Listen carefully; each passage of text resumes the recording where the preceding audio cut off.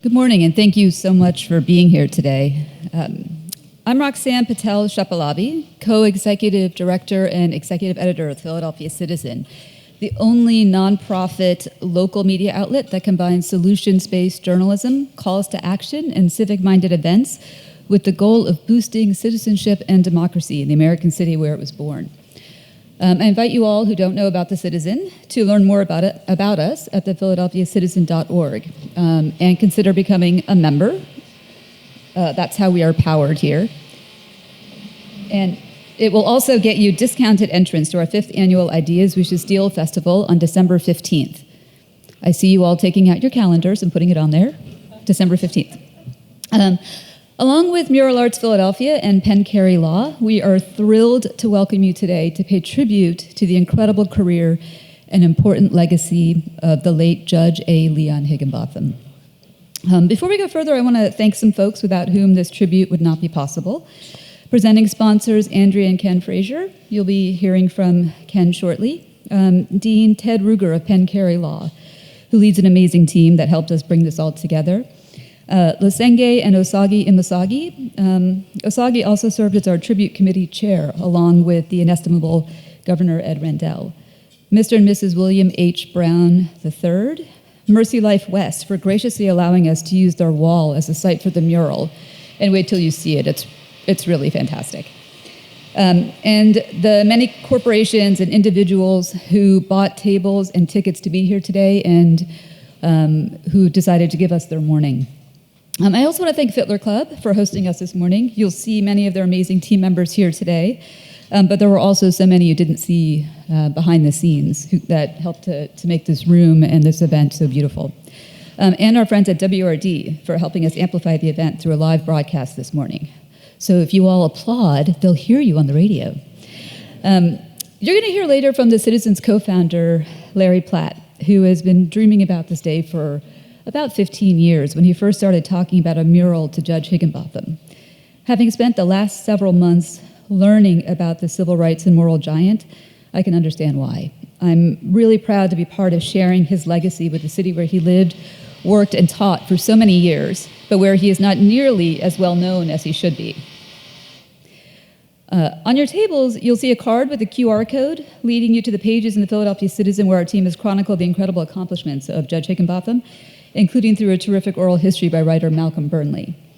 But today is not just about honoring this great man whose story weaves throughout our day. It's about honoring his ideals, a combination of a belief in the expansion of rights and an abiding respect for the rule of law, a towering example and a moral conscience that resonates to our time. Now I'd like to invite you to hear from Judge Higginbotham in his own unique, booming voice. Please turn your attention to the video screens at the side of the stage for some rare footage of the late judge from C-SPAN. Thank you. I take profound disagreement with Congressman Barr's categorization of the real America, which he apparently understands with such fine discernment, and those of us who teach at universities are oblivious. You know, we have students, and they teach us something. And my father was a laborer. My mother was a domestic. And I climbed up the ladder, and I did not come to where I am through some magical van. So that I am willing to match you any hour, any day, in terms of the perception of the real America. There is still conflict whether some people accept what Roger Brooktani said in the Dred Scott case, that a black man had no rights which the white was bound to respect. That was values, and that was a real America.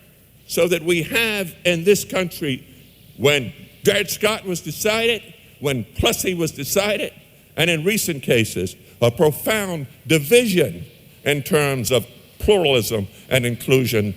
And I think that there's a real America which President Clinton took in terms of fairness, and I would be delighted to debate this issue with you in far greater detail. The general body voted 128 to oppose, 124 to support, and 31 with no position. The division was so clear that it reminded me of some events of my youth. When Jackie Robinson became a baseball player, blacks had not been attending in great number. But when he became a player, then it started to become an American game. That Jackie Robinson was representing a symbolism of entry into the system. And whether he struck out or hit a home run was not important. It is that we were there, and if he did a good job, someone else would follow. Marshall died of heart failure. Thousands, all ages, all races, spent hours waiting in the cold. And the one event which I remember so clearly was that in front of me there were two men. One was blind. And the older man said to the person who was blind, "The casket's closed," and he started to describe the picture of Thurgood. The people had put flowers and other things. And as he described it, he said what Thurgood stood for. And the blind man said, "I see." You can't imagine what it meant to me. And I believe in the cumulative concept of change. You cannot look at the Brown case as if this was something which suddenly happened in 1954. The Brown case is possible because of arguments which Thurgood Marshall made in Sweat v. Painter in 1950 for African Americans to be admitted to the University of Texas. The Brown case is possible because of arguments which Thurgood Marshall made in the 1940s for restrictive covenants to be declared unconstitutional. So I guess what I would like to leave to the young people here is that I have no magic wand as to how you can solve the problems. I do have a firm conviction that people who work together and struggle together can make a difference.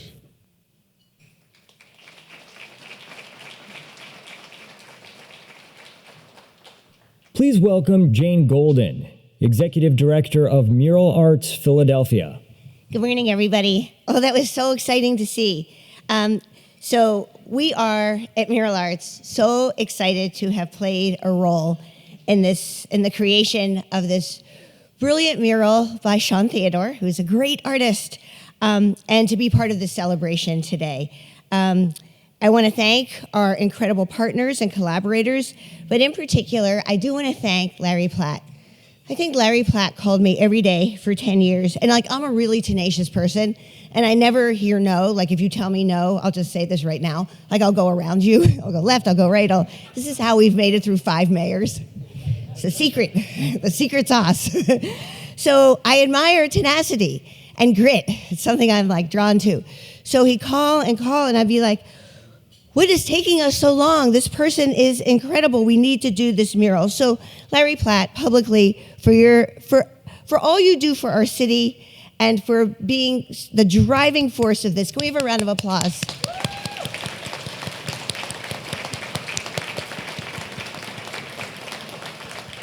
And full disclosure, I am an artist who wanted to be a lawyer.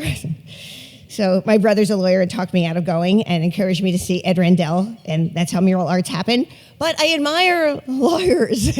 And so I was so excited to have a partner, the University of Pennsylvania Carey School of Law. Thank you so much. I also want to thank the Philadelphia Citizen. They're awesome. I read them all the time. And to the Mercy Life West Philadelphia branch for their great wall, because we need good walls to do our work. Now, I know that I may be biased, but I think that murals, community-based public art, have a particular kind of magic. It's the size, it's the scale, it's the color. Sometimes it's the way they surprise or delight us when we turn the corner of a city street. But beyond this, beyond the visual pleasure, there's so much more going on. And you're going to see that in the mural of Judge Higginbotham today. Our murals, they could be small and intimate, large and sweeping. They could be made of ceramic and glass. Now we work with theater artists and poets. The sky is the limit. But it's really the result of partnerships. It's a creative collaboration highlighting the vision of fabulous, wonderful artists, emerging artists, established artists, while reflecting at the same time the concerns and spirit of our community, the history of our city, the voices of our citizens. When we make murals, it is a social compact. It is a social compact with people everywhere. So we hear histories, we hear about struggles, we hear about triumphs. And through this process, this collective process, the work becomes extra powerful. It becomes a catalyst for positive social change. And that social change is the backbone of many departments at Mural Arts. We work in criminal justice, behavioral health, art education, community development, environmental justice. But beyond that, think about it for a minute. There's a huge impact on the civic life of the city of Philadelphia. Since 1984, there are 4,400 murals created in Philadelphia. I know, Philly.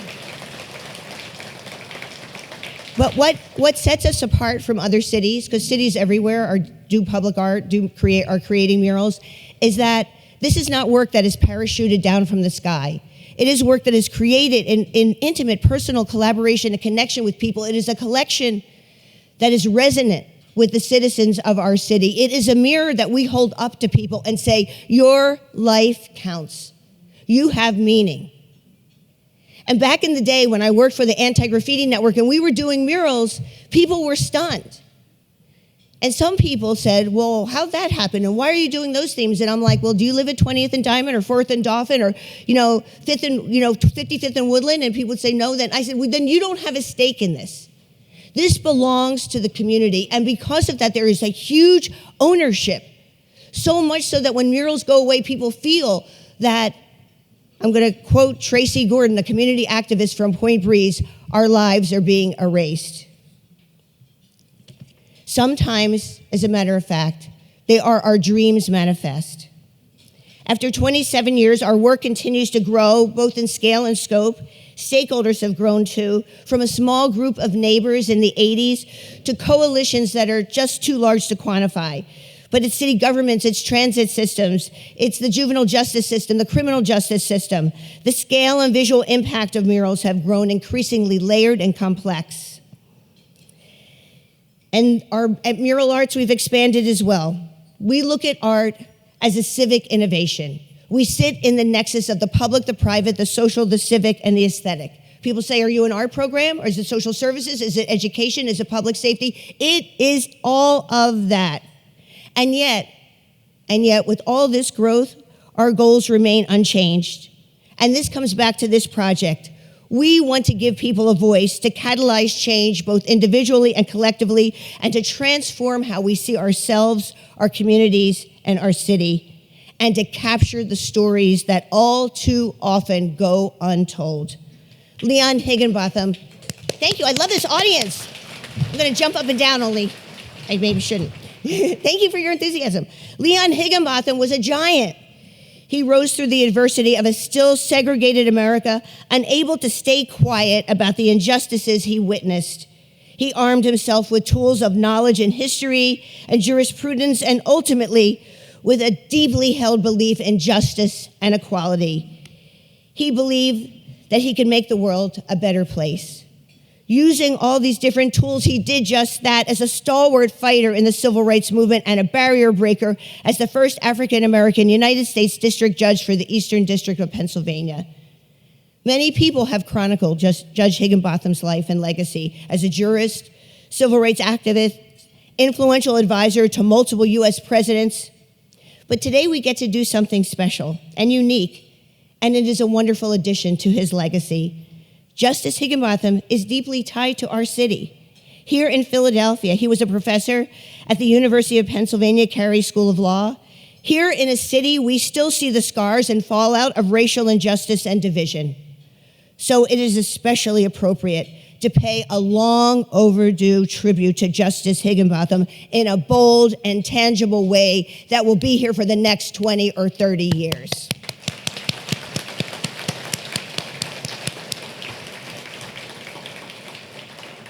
The principles we learned from Justice Higginbotham cannot be lost to history. They deserve to be on display in full color. Our current generations deserve to know about the people who helped shape the world we have now and learn from the greats of the past so we can move boldly into the future. We know at Mural Arts that one of our collective tools is using public art for social change. We take that very seriously. This is not a job for us. It is a moral imperative. We hope this mural will serve as a tool to ignite the kind of change for which Leon Higginbotham fought. We hope this mural stands strong as a beacon and as a continual source of inspiration, calling out to us to appeal to our better angels and to be relentless and tenacious and driven to make this world a better place. Thank you.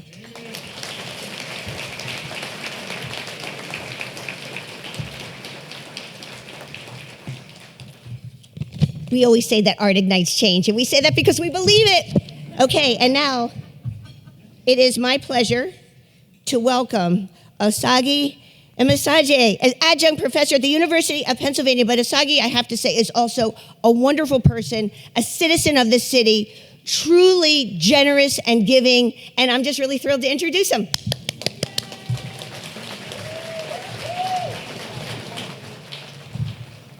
Good morning, everyone. What a day. It's taken a while for us to get here, but we're here. I want to start off by mentioning that my good friend Ted Ruger, who's the Dean of Penn Carey Law School, and I have been very supportive of this effort from the very beginning because we understand the importance of it. And the good judge was a professor at the law school, and that's absolutely fantastic. We spent some time looking at the most appropriate place to put the mural, and we're glad that the one that was eventually selected is close to Penn. So you can actually walk a couple of blocks and see this amazing mural. We have a lot of Penn folks here today, some of them alumni, people who traveled from long distances to be here. And we also have quite a number of Penn students, first-generation fellows, parts of the Sadie Alexandria Fellowship Program, and members of our Black Law Students Association. So we're really excited that so many Penn folks are here, as should be the case to honor the judge, including members of our faculty and staff. I'm particularly proud that Carrie McClellan and Tyler Daniels, who are also Penn-affiliated folks, will have conversations with Cheryl Eiffel in a few minutes. When I think of Judge Higginbotham, there are two things that always strike me. The absolute clarity of his moral position. These are not confusing issues. These are not vague issues. The power of the rule of law, the centrality of the rule of law, the necessity of the rule of law for us to maintain our society has always been something that impressed me about the judge. You can see it in his judgments, you can see it in his statements. The second thing that always impressed me was his absolute confidence to speak truth to power. Silence is not an option.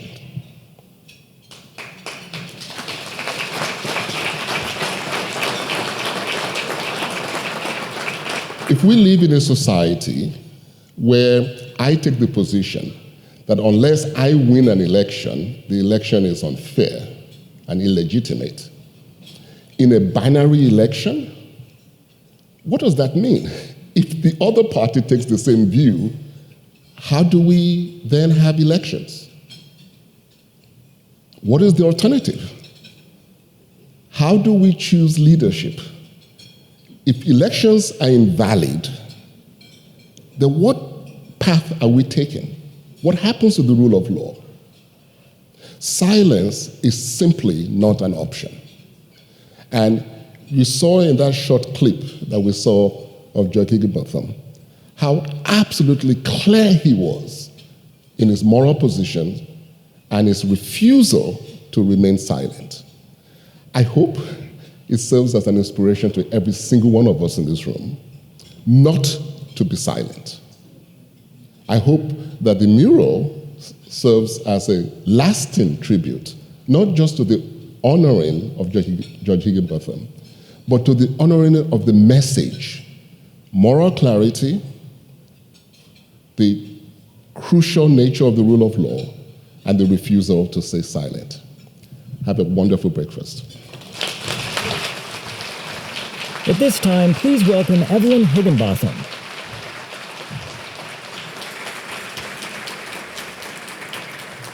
Thank you. I want to thank the University of Pennsylvania Law School, the Mural Arts Philadelphia, and the Philadelphia Citizen. I want to especially thank Dean Theodore Ruger, Jane Golden, Elena Ewan, absolutely, Larry Platt, definitely, and of course, Shawn Theodore, the artist who created this beautiful and inspiring mural. So in the few minutes that I have allotted to me, I'd like to give you a sense of Leon, the idea of this man who fought for decades. He came straight out of law school to Philadelphia, and he fought for decades for civil rights and social justice. And not only in Philadelphia, but in the world. I remember, and some of you may remember, in 1993 when he played a big role in bringing Nelson Mandela to Philadelphia for the Liberty Medal. He got the Liberty Medal in the city. And the mural captures some of those moments.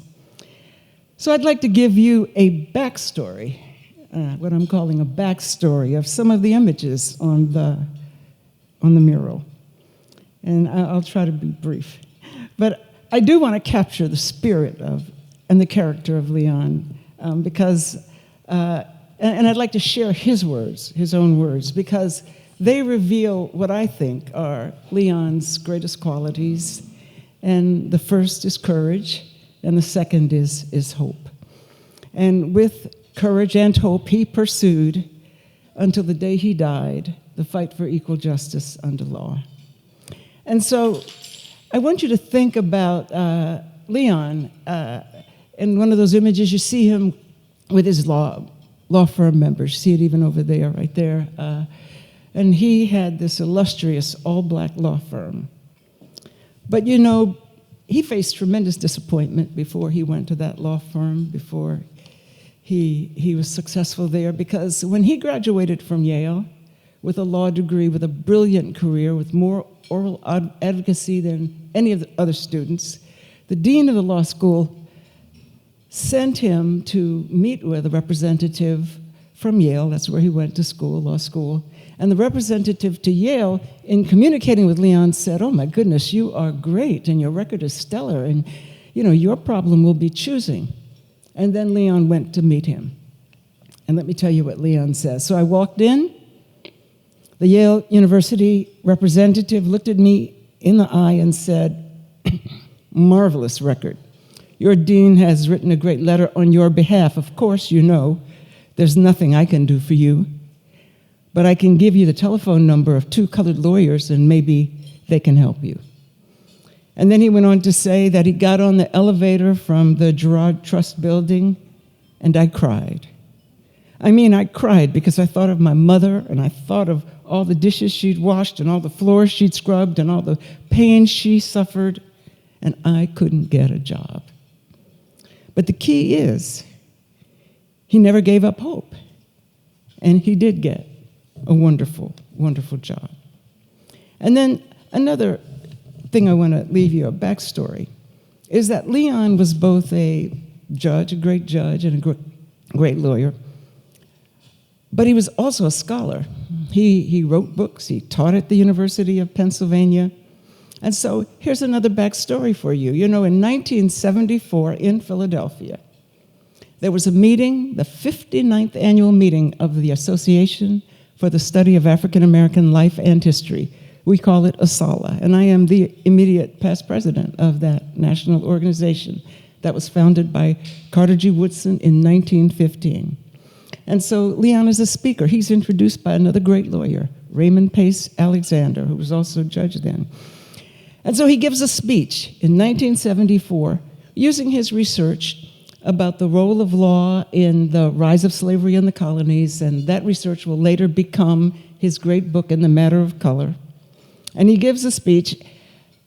At the same time, however, in that same year, he's also the judge over a case where there is a union that's discriminating. And so the lawyers for the union made the argument that Leon needed to recuse himself because he could not be partial. And the reason he couldn't be partial was because he gave that historical speech about slavery. Well, Leon refused to recuse himself. And in refusing to recuse himself, and I quote him again, "In a nation which had a revolution theoretically based on the declaration that we hold these truths to be self-evident, that all men are created equal, a judge should not disqualify if 2 centuries later he believes that the rhetoric must be made real for all citizens, including blacks. So of course I do have feelings that this nation must fulfill its theoretical commitment to equal justice under law. I do not apologize for these feelings, nor do I apologize for my remarks. Given the same opportunity, I would make those remarks again today, and if I had not in fact made them, I would wish that I had." Now, he made that statement. It was used in law school case books, the judge's recusal. And the other thing I just want to say very quickly, and some of you, I know you remember his famous open letter to Clarence Thomas. And that appeared in the Penn Law Review in 1992. It appeared in the Philadelphia newspaper. But before that famous letter most of you saw, he again gave a speech, this time at the 76th annual meeting of the Association for the Study of African American Life and History. This was the fall of 1991.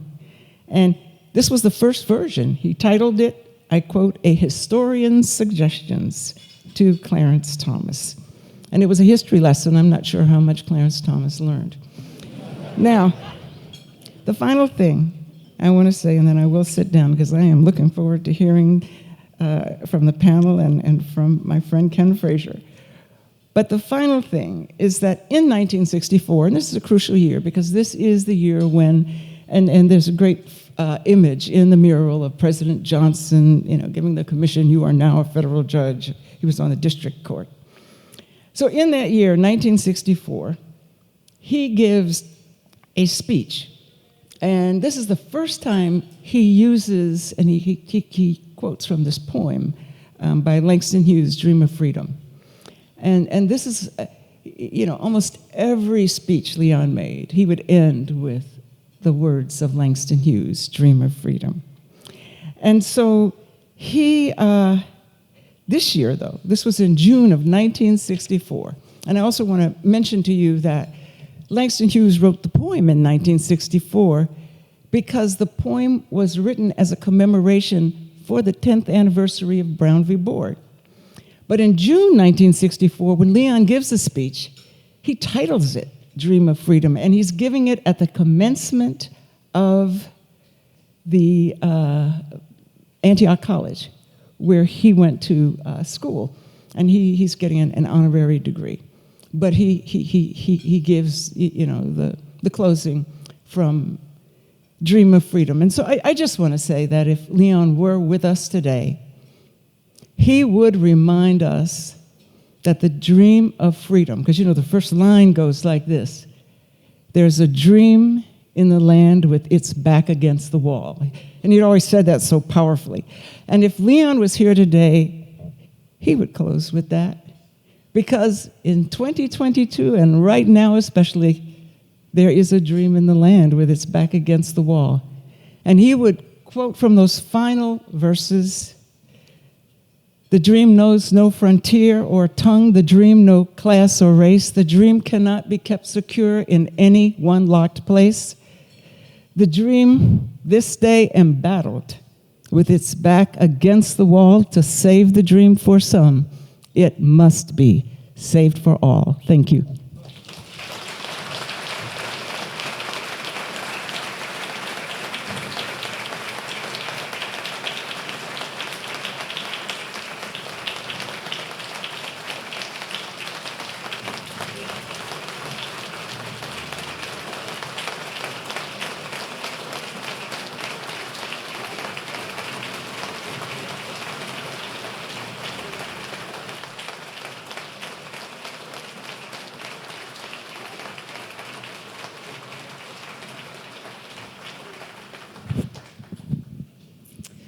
Wow. Good morning, everyone. What a day and what an honor to have us with you, Sherilyn. And if I could just add to the bio that I'm sure was given, as a former LDF attorney, I want to say, Sherilyn is not only one of the most impactful leaders of the last decade, but was an incredibly caring, down-to-earth, funny boss and mentor to civil rights attorneys across the country. I don't know how you had the time to do that and to make everybody feel seen within the office, but it's a remarkable aspect of your legacy at LDF as well. Thank you. So I guess I want to start by asking you about your time interning for Judge Higginbotham. What was he like in chambers, and how did the training you received with him impact you as a civil rights litigator? Thanks so much, Kara. It is such an honor and a privilege to be here with all of you and to be celebrating this extraordinary giant. Evelyn, that was incredibly beautiful and powerful and has me a little verklempt at the moment. Thank you so much. And my dear friend Ken Frazier and Andrea, thank you all so much as well. And I see Phoebe Haddon somewhere here, my former dean. There she is. And it's great to see you as well. So I'm one of those young people, young black law students who had never met a lawyer before I went to law school. I wanted to be a civil rights lawyer from the time I was a child, largely because of documentaries I saw, on TV. But I'd never met a real-life lawyer, let alone a black lawyer, until I went to law school. And my law professors at NYU were the first lawyers I met, first black lawyers I met. My first summer, I heard that there was a possibility of a potential internship with a judge that lots of people talked about and seemed to know, but who I had never heard of, Judge A. Leon Higginbotham. And I, learned about him and thought, wow, that would be amazing, and applied and was accepted. And there was a cohort of us in chambers who were clerking for him that summer, and who were basically supervised by his real clerks. And he was, it's extraordinary. I mean, I remember him in chambers being larger than life, as everyone knows he was, being a giant, but also feeling like a normal person, which was powerful for me. I think that's maybe the closest I had ever been to a judge, certainly a federal judge. And I can't express how important and powerful this is at that stage when you're forming your identity as a black lawyer, to know that you can carry it all with you. When I was listening to him, how many times have I heard Judge Higginbotham say, my father was a laborer, my mother was a domestic. When I pass on Amtrak, Trenton, the world makes, Trenton takes, or whatever is the expression, I think of him, right? Because he would talk about his humble beginnings all the time. And this was not something I knew, and certainly had seen in my life. My vision of becoming a judge was that, you were at this elevated level, and that you always spoke that way, and you presented yourself as though it was inevitable that you were where you are. But he made it very clear that it was not inevitable where he was, and that meant that he could embrace that civil rights history that was the very thing that made me want to become a lawyer in the first place.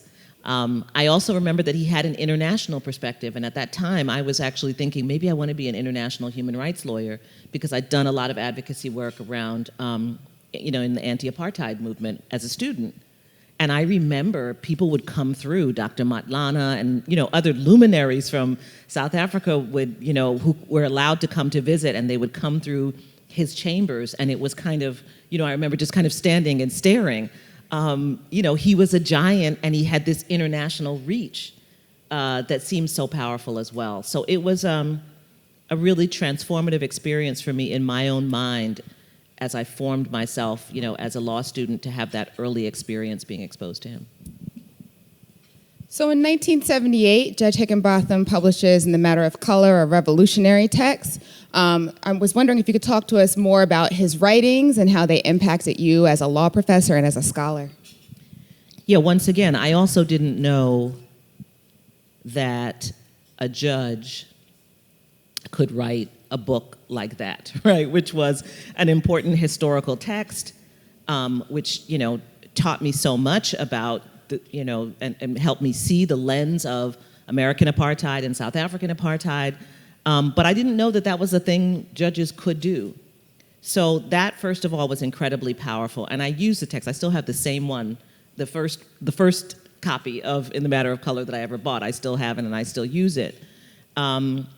And what I found was that Judge Higginbotham's scholarship was something that really carried through my career as a law professor and a scholar myself. Number one, he was one of the people, there were others as well, Lonnie Guinier was one, who opened the door for me on all of the different ways you could be an advocate, a justice advocate, a racial justice advocate. That you could litigate, you could write, you could write law review articles, you could write books, you could speak to the, to historical organizations. You could put yourself out there and be a public intellectual as well. And so there were, really three elements of that. One was In the Matter of Color. The other two were already mentioned by Evelyn Higginbotham. The first one was the case that she referred to, Commonwealth of Pennsylvania versus Local Union 462, which I relied on and cited extensively in my own writing about black judges and about bringing diversity to the bench. There was, of course, Constance Baker Motley's famous decision in Blank versus Sullivan and Cromwell, but its twin is Judge Higginbotham's decision in the Commonwealth of Pennsylvania versus Local Union case, in which a federal judge, in denying a motion to recuse by white defendants in a discrimination case, writes in the decision, first of all, I am black. They're just things that seemed at that time such a powerful way that, if you went to law school and you read all these opinions, you never read anything like that, And speaking that truth about what it means, basically what he was laying out was a map of how you do not allow yourself as a black person in positions of power to have the core elements of you peeled away, and that you do not have to give them away in order to have your legitimacy and power. And what he basically said was, I'm a judge, I'm a black judge, I know history, I speak about history. In particular, the defendants were very distressed that he used the word we to describe black people in his speech before the organization that you heard of. And so that was it. He said we, and so see, he's with them. And Judge Higginbotham was like, yeah, I'm in it. I'm black. And so this is, and if you haven't read the opinion, I think it's really worthwhile, because I think many people, not just for lawyers or for judges, believe that they have to peel away core elements of themselves in order to exercise power. And we have examples of that. Ken Frazier's one of them at the highest level of business. As a black man, there's no doubt, people are not like, I wonder, is he black, right? There is a way in which you hold who you are no matter where you walk, and Judge Higginbotham was a part of that. And the last thing was that open letter to Clarence Thomas, which was pretty powerful, and probably you should read it again. I just did this past week, read it again. And I remember it was a thing. At that time, I was at the Legal Defense Fund. As a young lawyer, I was young Kara, but not quite that conscientious and dedicated. And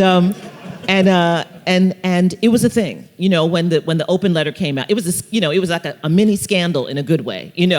And so we were pouring through it, and we had to be very careful, right? Because Justice Marshall had stepped down. We had actually opposed the confirmation of Justice Thomas, and this was even before the Anita Hill allegations came out, just based on his record. But this was so powerful that someone was willing to pull it all together. It is not a letter, it's not a screed, it's a piece of scholarship. It's a piece of scholarship, replete with historical references and footnotes and cases and richly cited. It is an extraordinary piece of scholarship. Again, scholarship with a with a direction. There's a meaning to it. He was trying to accomplish something. It had to be said, and it wasn't a small thing for him to do. I felt the hesitation, and and he described it in the beginning of the piece, but it was something he felt he had to do, and it helped us all understand that we weren't crazy, that we saw what was happening, and we were clear about what was happening. But more importantly, in that open letter, it was if you wanted it, it was a lesson, it was a seminar. If you were Justice Thomas or any other justice and could get your ego above the feeling of being called out, it actually was an incredible course that one could take to understand the history of race and the law in this country. And so those three pieces of scholarship have been very powerful in my own thinking, in my own work, in my own scholarship and writing. I've written incessantly about what it means to be impartial as a judge.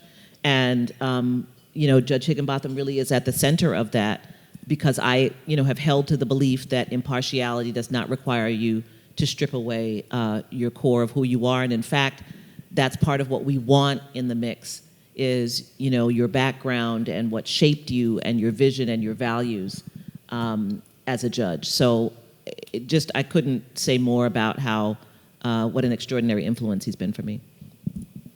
So we want to come back to your reflections on this week in particular. But first, Taylor, I want to bring you in. You, as a law student, served on the artist selection committee for the mural. And so can you talk to us first about how you learned about Judge Higginbotham? Yes, so I go to Penn Cary Law School, and when I first got there, I think most people who are minority students know, getting into law school already feels like a feat. It didn't feel like a place that I belonged. I put off going to law school for several years because I didn't think that was something that black people did. I didn't see any black lawyers in my family. It just seemed like it was unattainable to me. And getting mentorship and learning about what legal advocates can do pushed me to go to law school. And when you first walk in, he's one of the first photos to greet you. There are a lot of portraits on the wall, and I did this, and I know several other black students did this. If there was a black person, I was like, oh, cool, why are you here? Let me figure out who you're about. And so I saw his poster, and it's his portrait, and it's the one that's referenced in this mural, and the bigness of him, the stature of him, it makes you stop. And it feels welcoming in a way. It feels like you can sit down and belong. And so I Googled him, and I learned about his public service, and I learned about who he was to Philadelphia and who he was to black lawyers. And it really gives you a sense of, I belong here. I feel like I get to take up this space. And that's what he encourages you to do, and that's what his legacy encourages you to do. Mm-hmm. Oh, thank you for that. It really speaks to the power of representation. So can you talk a little bit more about, as you learned more, what struck you about his legacy? Yeah, I think that I didn't know as much about his public service. I didn't realize what he did beyond the bench, all of his work in South Africa. But one of the things that really struck me during the artist election was being able to talk to his wife and his nephew about, one, the bigness of him, but how important family and community was to him.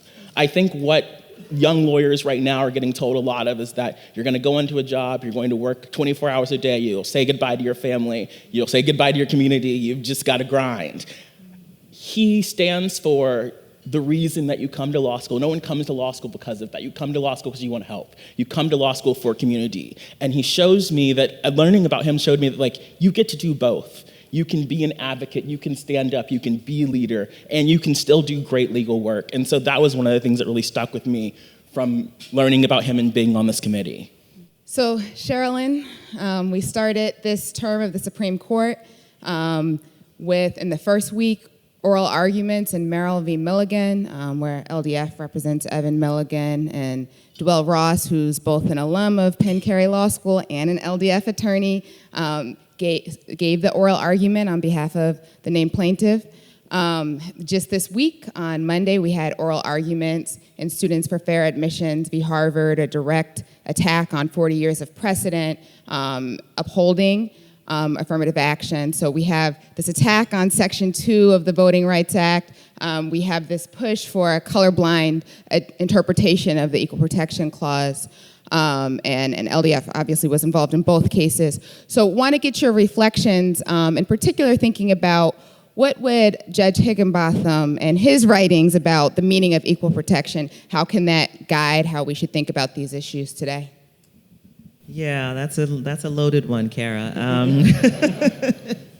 Yeah, it is being here today and talking about the judge's legacy feels quite weighted in the context of this Supreme Court term. And I want to be sure to acknowledge Michael Higginbotham, who I've known for such a long time in Baltimore, at University of Baltimore Law School.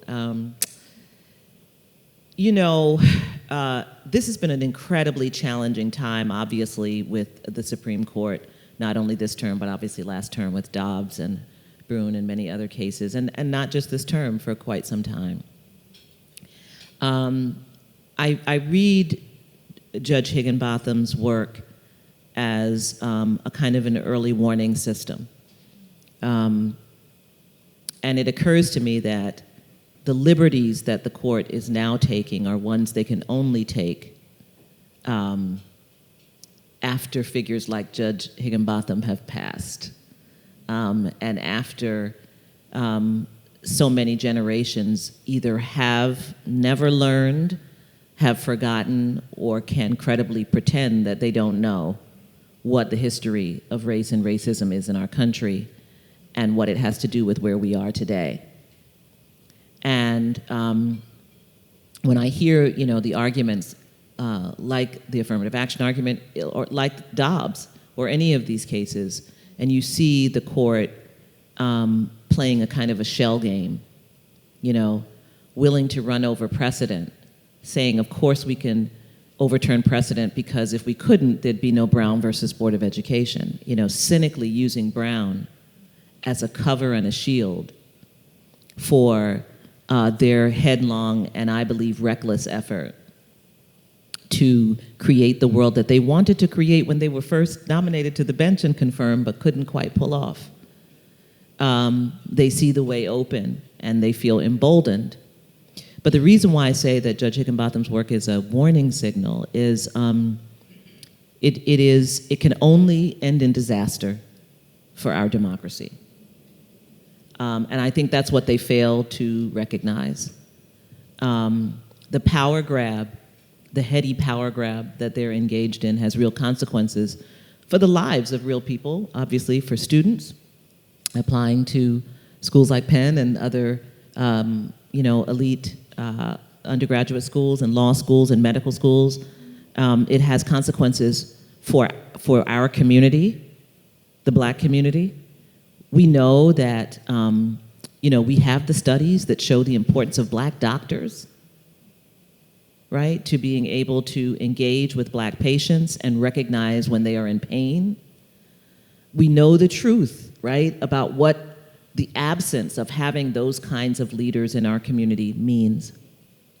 So there are real consequences in the lives of people. This is not just a political game. This is not about Democrats and Republicans.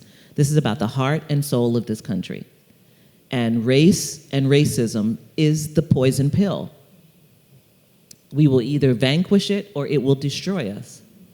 And when it destroys us, it will not just destroy Black people, as we can see in this country at the moment, Race is the piece that always can be used to get people to go along with things that would otherwise be untenable. And that's how we have arrived at this moment. Unfortunately, this country is precariously balanced. And we're precariously balanced because one branch of the government can decide that it is lawless and forgetful. But if two, and God forbid 3 do it, it's disastrous. And the Supreme Court doesn't have to decide all its cases the way I would like them to be decided, as you know. I'm team rule of law. I'm team independent judiciary. I'm team you must respect the decisions of the court. Even if you don't like it, you have to abide by it. I'm team democracy. But I also am team legitimacy. And the rule of law doesn't just mean that you are obedient to the court. It means that the court also has responsibilities in the exercise of the rule of law. And when the court abdicates those responsibilities, the response of the public will be to advocate that respect for the court. So we're in a very, very dangerous moment. And when I heard the argument in the affirmative action case, and there was all this kind of wide-eyed blinking about, but I don't understand, what does diversity mean, and what does it bring to the table, and what does it have to do with school, but isn't this harming people, and isn't this just quotas, and you just all of these arguments that were completely out of historical context and out of contemporary context just shows you the kind of license that that some judges at least are prepared to take in the effort to reach the conclusion that they want to. The last thing I'll say is, it's not just about race.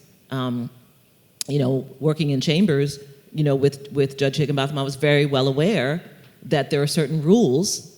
I taught civil procedure for 20 years, right? There are certain rules that govern litigation, and that govern how the courts manage litigation. One of those rules is that appellate courts must defer to the factual findings of a district court unless they are clearly erroneous. So even, for example, if you think that Harvard's admissions program discriminates in certain ways against Asian American students, but the record doesn't bear that out, and the finding of the trial judge is that it doesn't, a voluminous decision with careful findings, you don't get to just supplant your view as an appellate judge or Supreme Court justice over what the district court found. That's also the rule of law. So, upheld by the Court of Appeals, no less. So, I'm aware, right, that, and those were things we were very conscious of in chambers, right? What's the standard of review for this, right? So are we throwing that out the window too? So I think this is an important moment for us to reflect on the integrity, right, of Judge Higginbotham as well. Because I am certain in his career that he had to make decisions that he did not necessarily agree with personally, but that were compelled because of the rule I just described, because you have to defer to the district court's factual findings, and so on and so forth, because a particular statute doesn't allow that particular remedy. Judges have to do that all the time. And that discipline, no matter how strongly you feel, and God knows he felt strongly, is critically important. So I don't think we should forget that also, that even as you had this man with very strong views and moral clarity and a strong voice, that he also was a judge in the best sense of the word.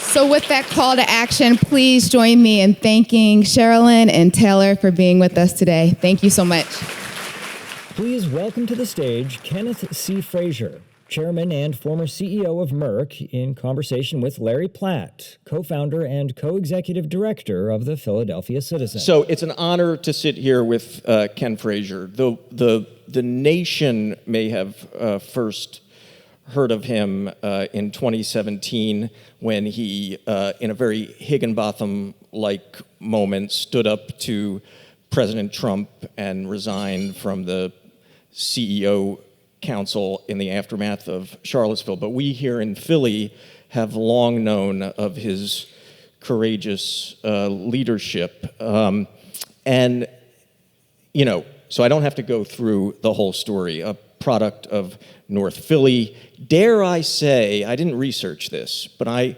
dare I say, the only Fortune 500 CEO to get not one, but 2 inmates off of death row in his pro bono work as an attorney. That is a stunning.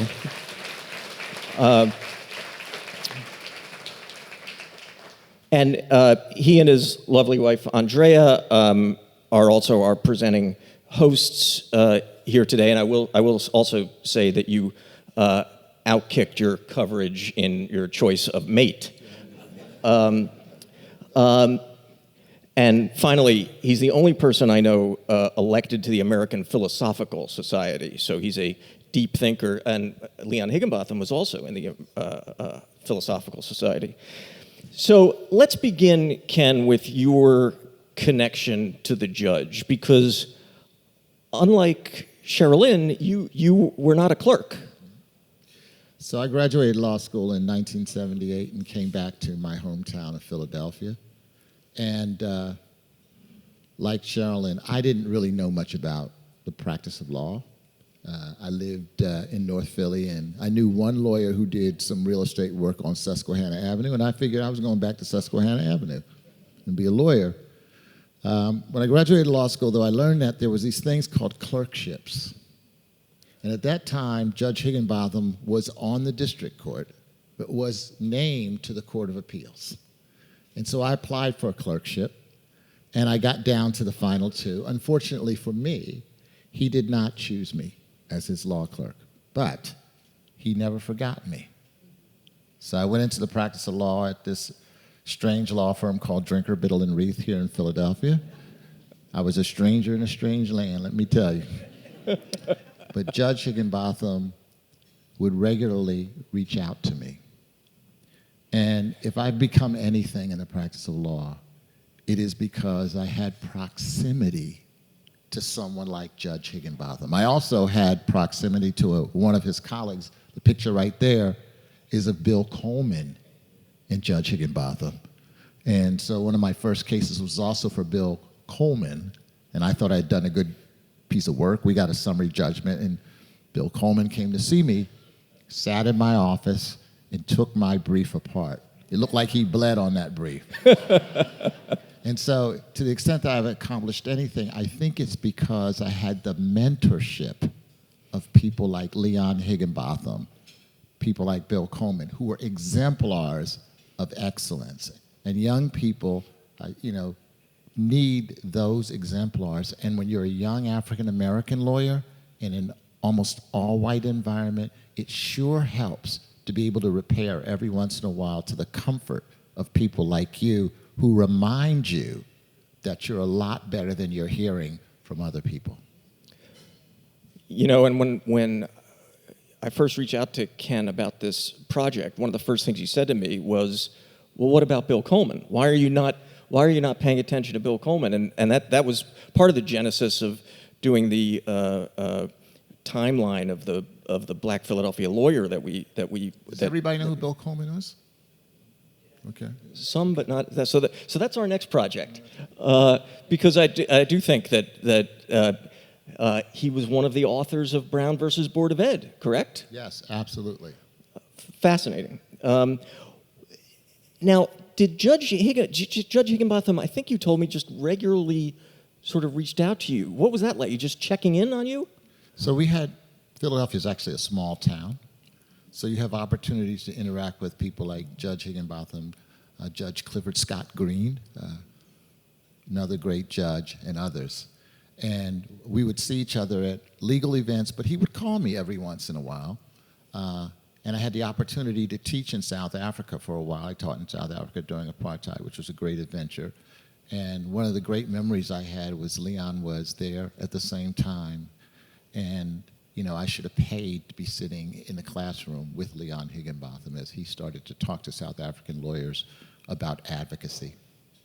Yeah, we talked last night. Michael Higginbotham went on almost all but one of Leon's trips to South Africa, and then was instrumental in the writing of the South Africa Constitution when Nelson Mandela became president. Let's talk a bit about Otis Frazier,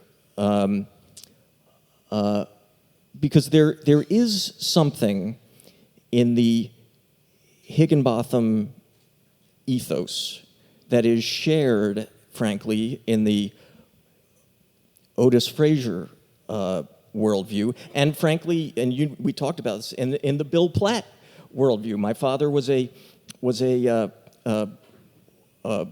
World War II veteran who liked to say that he protected the shores of Seattle from Japanese attack, but he didn't know Judge Higginbotham. But when Judge Higginbotham wrote that letter to Clarence Thomas, he clipped it and sent it to me with the name circled, and in the margins it read, "The conscience of the country." What is the thread there? What is the philosophical thread? And tell us a little bit about Otis Frazier and how that ethos has influenced you.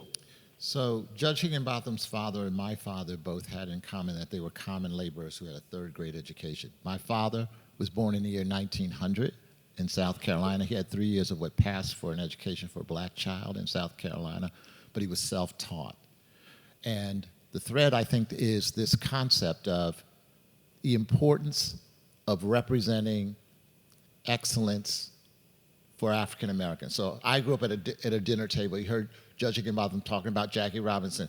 I sat at a dinner table where we had to hear story after story about Jackie Robinson, because my father was 47 when Jackie Robinson broke the color line, and it changed his worldview, because he said, if Jackie's on that field, there's nothing you can't do. America's changed a little bit. And so, and the point about Jackie Robinson, for everybody I ask, people say, what was Jackie Robinson? And they'll say, oh, he integrated baseball. And I said, no, you don't understand. In 1947, his first year, he was Rookie of the Year. 2 years later, he was MVP of all of baseball. So to my father, this was excellence. And this is, again, it's the proximity to excellence. It's the role model. For our young people, it is really critical for them to see people that they can look up to and to see that they can achieve those same things. So I would say that's the connection between Leon's father, my father, scrubbing floors for a living, but insisting that we were going to be a lot more than that. And I think that's a generational thing, you know? I mean, I think there is, my father came from a vastly different background, but there was that sense of, that greatest generation sense of exacting standards. Absolutely. And I meritocracy. tell people that I was very fortunate to become the CEO of Merck. The only place in the year 19, my mother died when I was very young, so I was raised by a single parent father who was not sentimental about his children, let me tell you.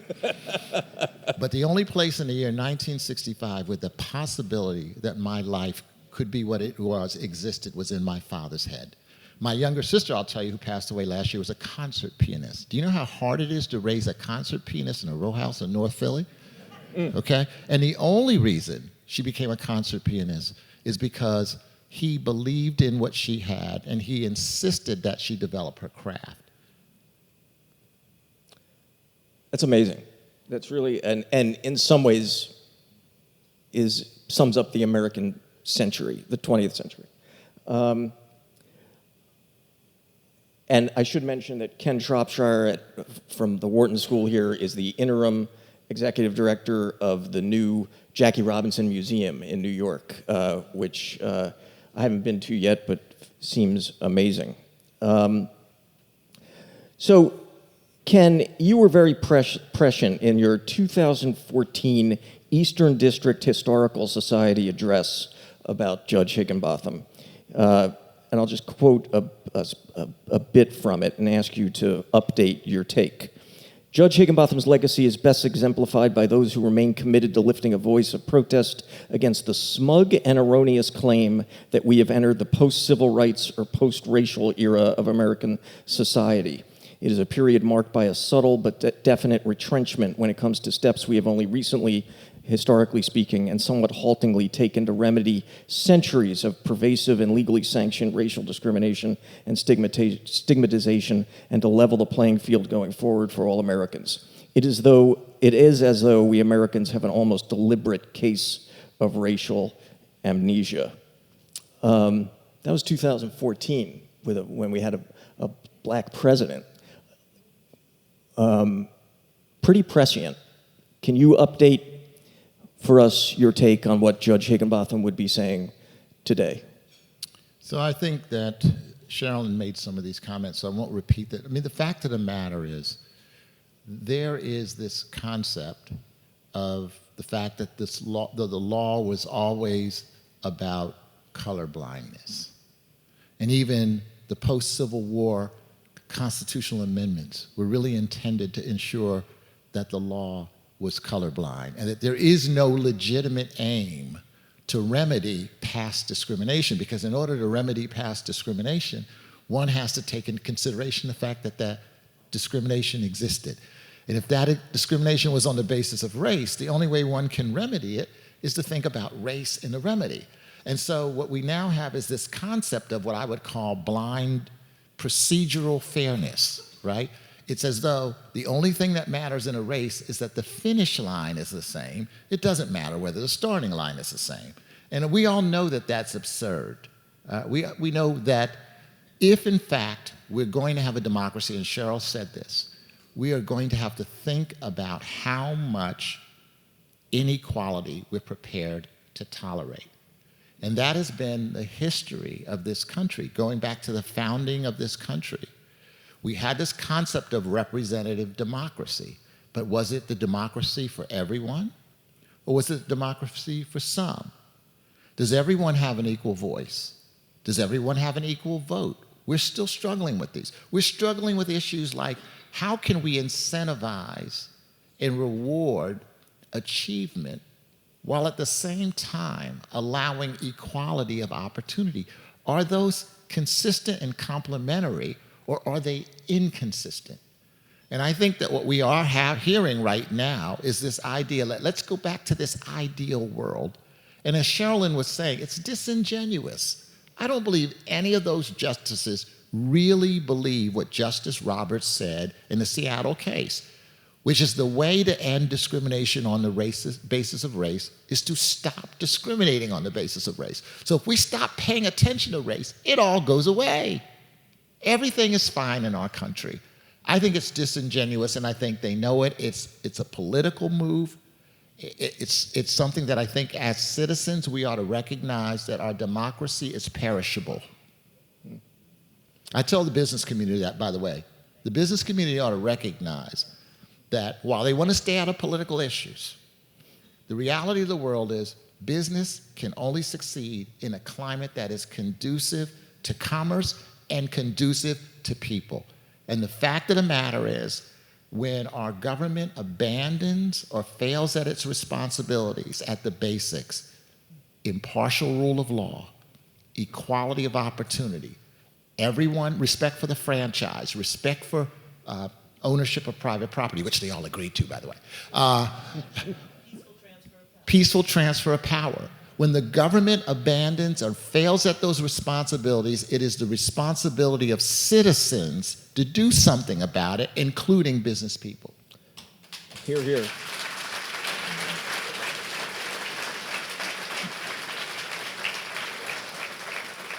We are sitting here in a city with a 25% poverty rate, but your surfacing of business is particularly interesting to me, because I think the most harrowing statistic in Philadelphia is that in a city that is 45% African American, only 2.5% of businesses are owned by blacks.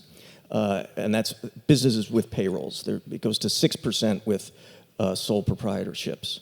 That kind of inequality is unsustainable for civil society. And so let's talk for a minute about the business community's responsibility. There is this movement afoot of social impact in ESG. How are we doing? And what needs to be the next steps in terms of convincing business leaders that it's in the economic self-interest of their businesses to achieve equality? So I think many business people understand that, but there is very much a counter movement underway. My colleagues are afraid of being called woke CEOs. I hear that all the time. I don't know what the opposite of that is. Asleep CEOs? I don't know what the opposite of it is. But the fact of the matter is, the great thing about this country is that the freedom we have as a people allows businesses to change this country. The country changes because business changes. Technology, for example, has changed our society in massive ways. I think business has to recognize the concept that if we don't provide people with opportunities for economic stability, then our society is going to continue to fail. You know, I'm working with some companies on what's called 110. The concept is that we're trying to hire 1 million African Americans who lack 4-year degrees over the next 10 years into family-sustaining wage jobs. I'm the son of a janitor, but back in the 60s and the early 70s and the 50s, companies paid a janitor a family-sustaining wage. He could raise a family. He could pay his mortgage. He could even have a used Electra 225, all right? And he had profit sharing. Today, in New York City, if you make a minimum wage, you have to work 120 hours in order to pay the rent in a 1-bedroom apartment. That is not sustainable in this country.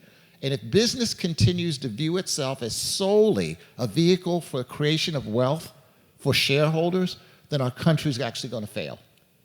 That's right, and that's why we've at the Citizen tried to champion the stakeholder economy so that corporations have a fiduciary responsibility not just to shareholders but to employees, the environment, the community. The communities in which they operate. Yeah, but as you say, there is pushback to that, and that's a central tension, I think, undergirding this. It goes to divide. this issue: how do we incentivize and reward success, but at the same time create opportunity for everyone? They're not inconsistent. We never viewed them as inconsistent until recently. And I think we've got to, as a society, ask ourselves, how important is it, this whole concept, this whole lens of equality, is that something we still care about? Or do we only care about the ability of a few people to get extraordinarily wealthy? And I think we have to think about that. I want to talk to you briefly about this idea of moral leadership, which I think the judge exuded in his bones. I think you represent, certainly when you speak truth. To me, the moral test of our times is when someone speaks truth to power after they become powerful, right? And the judge certainly did that. You did that. Talk about that in terms of your willingness to do it, what you risked, especially in the Trump situation, and what is why aren't more people standing up? Well, I think that what Judge Leon Higginbotham was really talking about was his lived experience, and the same with me. You know, people say it took courage to step down from President Trump's business council.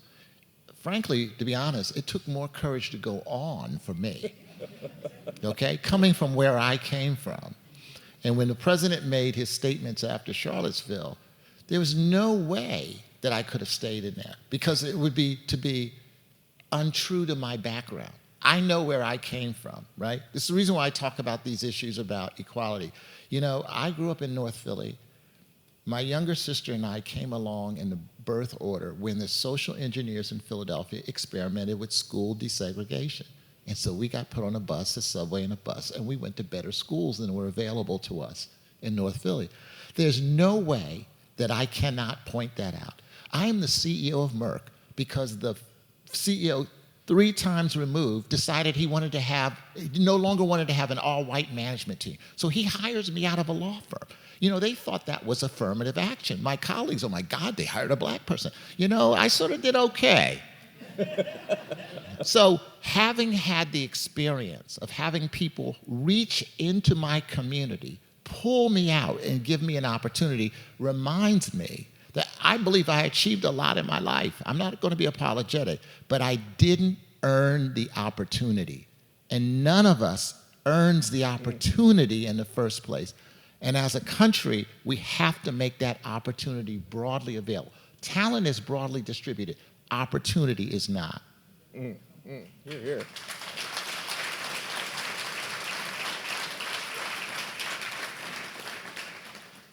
My last question for you is prescriptive.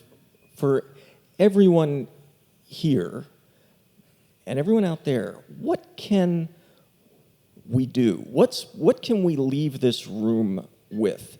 We started The Citizen in order not just to tell stories, but to sort of create an army of citizens that commits the audacious act of citizenship. So what, besides talking about this stuff, what should we be doing?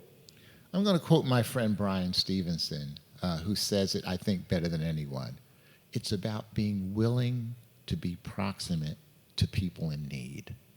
We see them in our community. We turn on our TV every night and we see murders in our streets that are the result of young people growing up without hope, growing up in traumatic circumstances. If we as the citizens are unwilling to care about our fellow citizens and to become, as Brian says, proximate to them, that's what it takes. A kid only needs to have someone in his or her life who shows them what their true potential is. That's why I just said, growing up in North Philly, the idea of being a CEO of a company or being a partner at a big law firm, that was just, it just never would have occurred to me, except that people like Leon Higginbotham told me that I was good enough and that I could do it, that I should do it.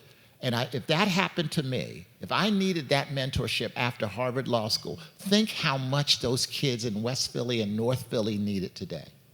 That's wonderful.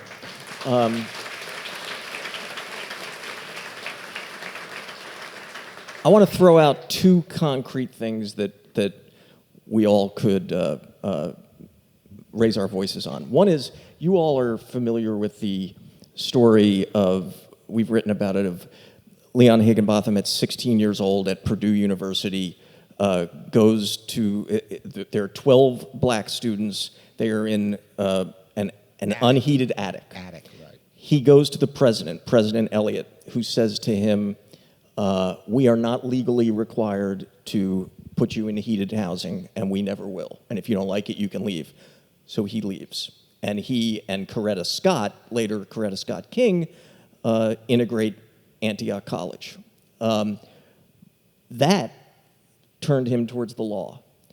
Last year, there was a group of law school alums at Purdue who tried to start a movement there to rename Eliot Hall, named after that president, Higginbotham Hall. They failed. It didn't. So, but I'd like to revisit that, and I'd like to enlist all of you in the attempt to. They failed, but they didn't have Philly to reckon with. Right. So that's one thing. The other thing is Philly has a Taney Street. Yeah. We call it Taney, not Tawny. Tawny. That's right. And by the way, Tawny had no connection to Philadelphia. He was Maryland, and the citizens of that street have tried to change the name.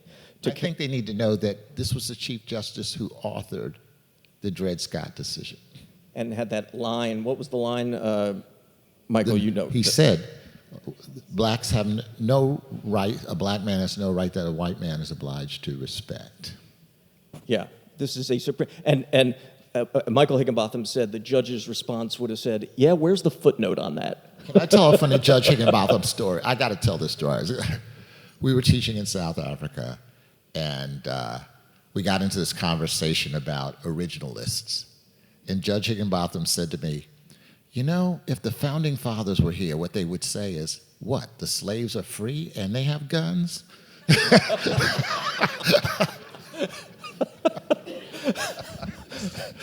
I've never heard that. That's terrific. So the citizens of that street have been trying to change the name to Caroline LeCount Street, who was Octavius Cato's partner and really Philadelphia's Rosa Parks. And it has been held up because of the scourge of councilmanic prerogative in Philadelphia. So that's another thing that I'd like to enlist all of you in enacting change. And finally, Ken, we're going to, a bunch of us are going to get on trolleys and go see the mural. But I want to just ask you to put into perspective what something like this, what Judge Higginbotham's image over West Philly can mean for future generations. So I think, first of all, our monuments tell us who we value in our society, first and foremost, whether it's Confederate monuments or Judge Higginbotham's monument or his mural. I think what it means is that some young African-American kid is going to walk by that and they're going to say, who is that person who's larger than life?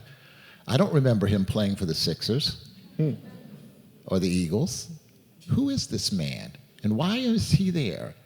And the curiosity will cause them to look at him, just as I looked at people like Bill Hasty. And I learned that those people were from my town. You know, Raymond Pace Alexander and Sadie Alexander. I became curious about who these black giants were. But, you know, Philadelphia has a history of legal giants. And I think for young people to see that and to understand who he was, and more importantly, as Evelyn said, his courage and what he fought for, it will inspire some people, and we will have the future justices of the Supreme Court, I'm quite convinced, who will come out of West Philly because of that. That's awesome.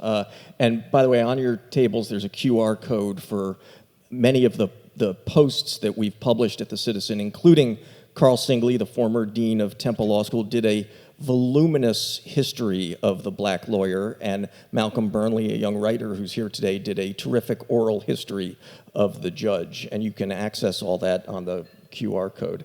At this point, I'd like to ask Jessica from our staff to bring up a little gift I had made up for you, Ken, because we spent so much time talking about Jackie Robinson.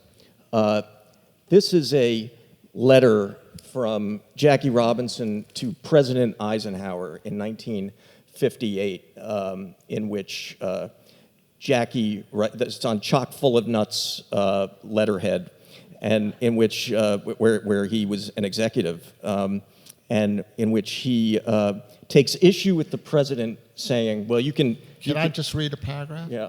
After he's responding to President Eisenhower saying that the Negro should be more patient.